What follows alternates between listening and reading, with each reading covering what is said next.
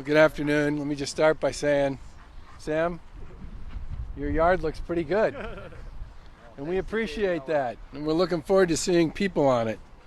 I want to thank you, of course, for hosting today. And I want to thank Mayor Walsh for all the work that he and his team have done to work with us on so many issues involving both the economy and the coronavirus over the course of the past 115 days or so.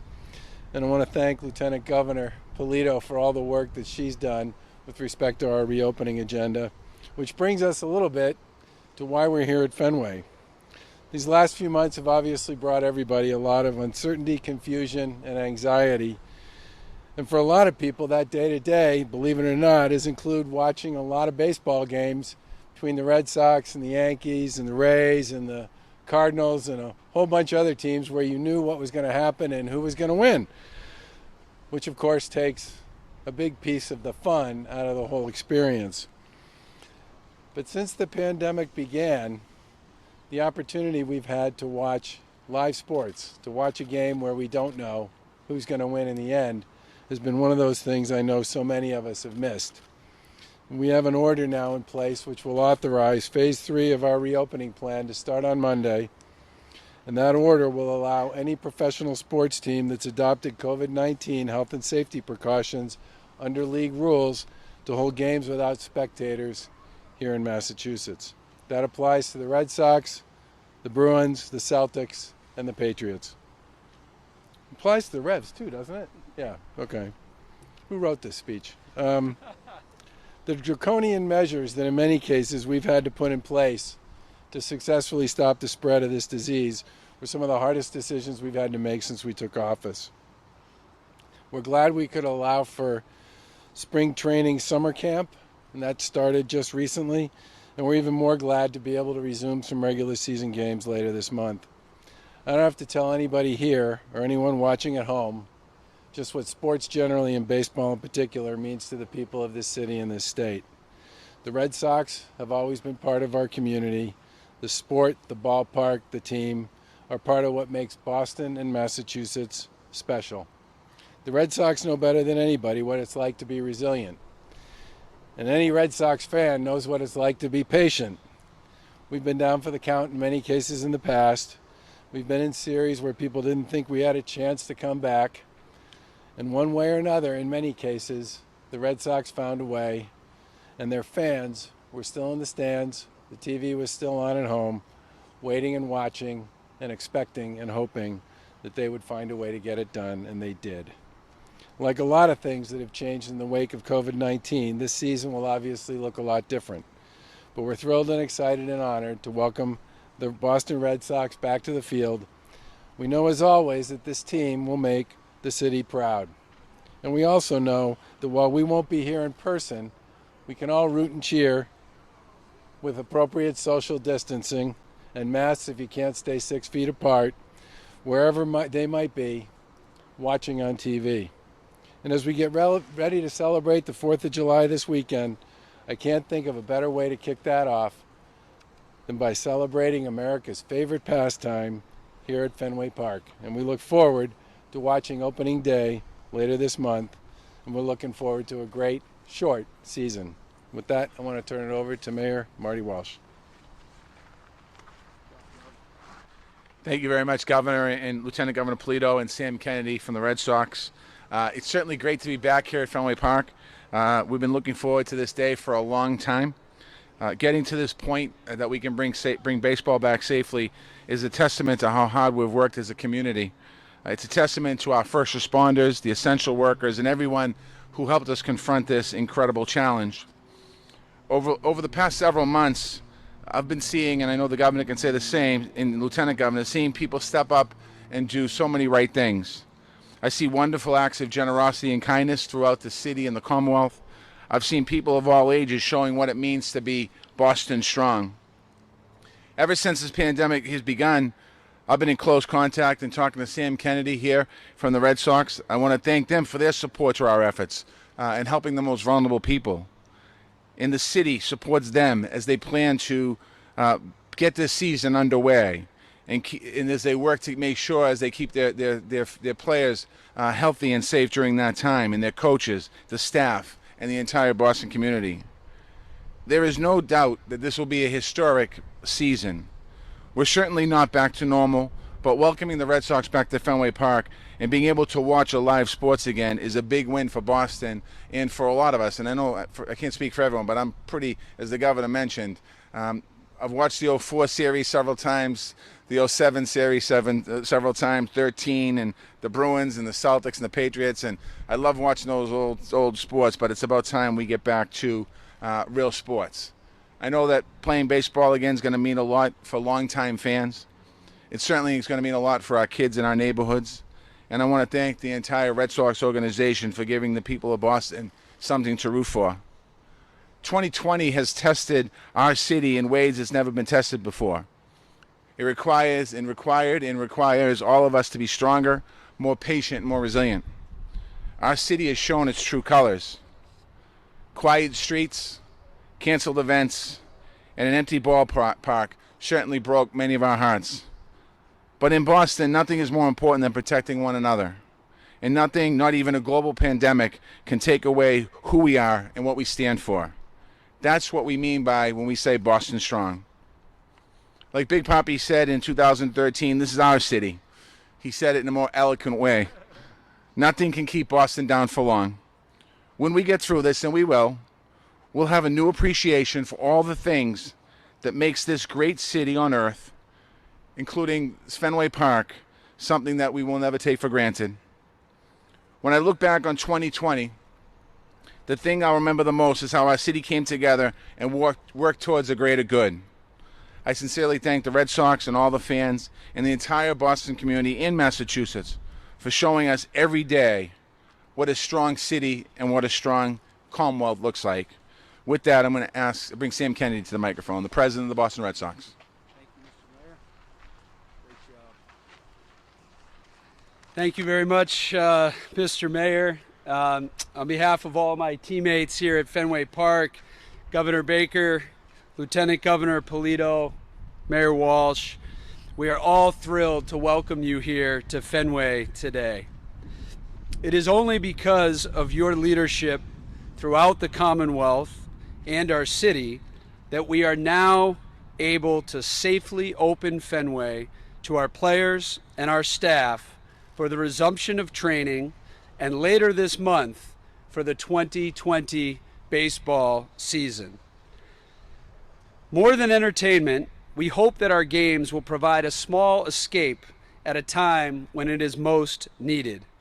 We hope that we can help establish a sense of normalcy for our fans and for our entire community. Fenway Park has long been a place of great joy, excitement, as well as heartbreak. But most importantly, as the mayor said, it has been a place of healing during troubling times for our city and for our region. We are incredibly grateful to have strong leaders in our city and our Commonwealth who have been and continue to be true partners as we navigate this very difficult period. In addition to baseball returning to Fenway, we also eagerly anticipate both football and soccer returning to Gillette Stadium, and basketball and hockey to the Garden, and the PGA Tour returning to Norton, Massachusetts later in August. So on behalf of all of my colleagues here at Fenway and all of my colleagues across the sports industry in Boston and New England, we say a huge thank you to Governor Baker, Lieutenant Governor Polito, and to Mayor Walsh. Thank you for your guidance and for your continued strong leadership that has made this day possible. Thank you very much.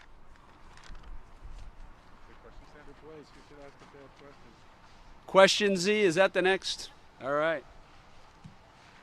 Thank you. I got a couple of quick questions. Mayor Walsh first. How are you feeling about the move to Phase 3 for the city of Boston? You know, I think that all of the information, all the data that we're looking at right now, is all going in the right direction. We work very closely. I work very closely with the governor, lieutenant governor. Our teams work very closely together, and I think we're monitoring it. Certainly, we're in a strong position right now, but I think that we've all acknowledged that if we see something going higher, we'll take the appropriate action. The governor's made that statement. I've made that statement. Other mayors around the Commonwealth, and I just think that the thing that separates us from other places around the country is that as states and cities shut down and as they reopened, while they were shut down, they weren't enforcing masks. They weren't enforcing certain curfews. They weren't enforcing some other things. And for the most part, we see here in Massachusetts people wearing masks, and that's having a very positive impact on keeping the rates down right now. And we want people to, as I've said in every press conference I've had, and the governor, lieutenant governor, it's about wearing a face mask. It's about making sure you wash your hands. It's about making sure you clean down surfaces. I told a story at my press conference today of a barber shop or a hair salon in Missouri, where two of the folks that work in there have tested positive for COVID-19. They both had over 140 clients come in and get their hair cut. Not one of those clients tested positive. Why? Because they were wearing face coverings, they were wearing gloves, and the folks that came in, the same thing. If we do that, we can keep the numbers down. And phase 3 really depends upon all of us being very, very responsible. Thank you. And Sam, something that does concern me, I don't know if it's been addressed much. If a player tests positive, they have to immediately be quarantined, and so does everybody they've come in contact with, which would ostensibly be the entire team. What happens in that situation? Yeah, thanks for the question. Thanks to Major League Baseball and the Players Association, we have about a 120-page document that has a set of health and safety protocols. And so we have contact tracing that is happening right now. We've been trained in that, and we will engage in even more frequent and rapid testing on a daily basis after a positive test is found. But the intake process, which is happening right now as we begin spring training or summer camp, as we're calling it, tomorrow, very wisely, I think, has a 48-hour period where our folks, including us in the front office, are being tested. We have a 48-hour window, and then once we're cleared, we can be in the same vicinity inside the park. But to be very clear, there are all sorts of protocols, including masks, including social distancing, including washing our hands, general hygiene, that will take place over the course of the season. It doesn't come without risk, but we are confident that we'll be able to pull it off and deliver a very unique baseball season for our fans. Thank you.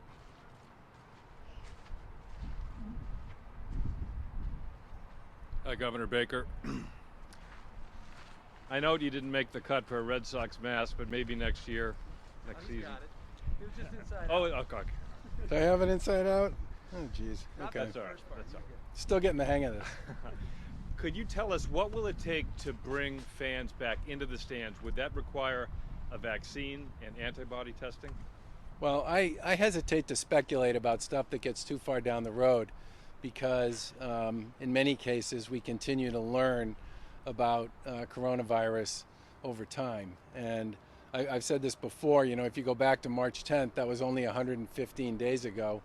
The amount of things we've learned about coronavirus between March 10th and today, or the number of things we learned between, say, January 20th and April 20th, because this is a new virus, there's a constantly changing and growing set of facts and experiences about it that drive a lot of the decision making that takes place. And I think from where I sit, I generally speaking try to say we're making the best decisions we can based on the best data that's available from the experts that we talk to at this point in time. And when it comes to something like fans, especially when it comes to larger venues like this, I just hesitate to take a position one way or another, because I do know that for today, the answer to that question, based on what we're hearing from the public health folks and others, is no. But if you were to ask me what the answer to that question would be, 3 months from now, I think it would depend a lot on the facts on the ground, the experiences, the data collection, and everything else. And it might mean the same answer, and it might not. But I hesitate to give an answer to a question that gets that far down the road, because there's been so much that we've learned, and frankly, so many things that have changed about what we would call the state of wisdom with respect to coronavirus just in the last 100 days. And one quickly for Mr. Kennedy. Sam, have all the players been tested, and do you have any positive tests at this point? Yeah, so the question was, have the players been tested and have you had any positive tests? Yes, the players have been tested. Not every single one yet. We're finalizing the intake. We're not going to be releasing data as a club just yet. Major League Baseball is handling all of the testing, all of the data collection, and they plan to release data in the very, very near future. So we'll follow MLB's lead. They've taken over this process, which has been good for the industry to make sure that we are all following the same health and safety protocols. And I think that data and its release will be important to get a sense of how we're doing. And the only way we're going to get through a Major League Baseball season or a return to hockey or return to basketball is with effective testing, contact tracing, and the players and all of us and staff and management following those protocols. And quickly, would you say the players are nervous about this, or are they anxious to hear the crack of the bat and the snap of the glove? It's a great question. I'm sure everyone has some anxiety at some level about a return to play, but from my conversations with our guys, they are so excited to get going. You know, you don't get into professional sports or work in professional sports unless you have an absolute passion and love for the game. And the hardest part, I think, for all of us, all of you, has been that we can't be together in person. It's been painful. So this has been amazing to see Jackie Bradley Jr. and JD Martinez and Xander Bogaerts coming back together and getting to be reunited. We haven't seen each other since March 12th down in spring training. So it's been a bit of a homecoming week, and guys are really excited to get going. Mr. Kennedy, while you're still up there, this is a question about media coverage for the Red Sox starting the opening day. You may have been watching the PGA Tour. They don't allow any media, local media, to attend, to get on the premises at all. So what's the game plan for local access for media, national access for media, and of course TV? Yeah, we will have media access available here. Of course, Kevin Gregg and his team and Zenib Curran and her team will have their work cut out for them because there will be very strict health and safety protocols that will be followed. But there will be media coverage. Of course, our games will be on radio and television, streaming digitally, so the general public will be able to enjoy Red Sox baseball, but there will be media access and availability. Who would have access for media? Do you pick them from written press? Yeah, we'll pick them in concert with Major League Baseball because we will have limits on a game-by-game basis. And Sam, have you picked a second location for your summer camp? Is it all going to be here or one of the colleges? Yeah, thanks to Father Leahy and Coach Mike Gambino up at Boston College, we will be staging some of our summer camp up at BC. And we're very grateful for that opportunity.